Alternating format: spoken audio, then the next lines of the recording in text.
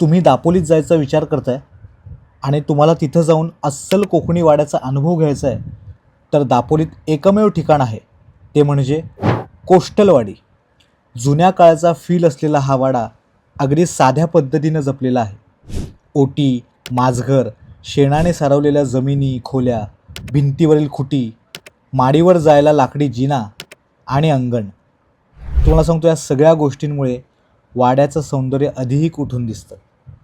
वाड्यामागील नारई पोफळीच्या वाडीतून अगदी 2 मिनिटांच्या अंतरावर असणारा हा कोलथरे बीच, अगदी शांत आणि निर्मनुष्य असा हा समुद्रकिनारा.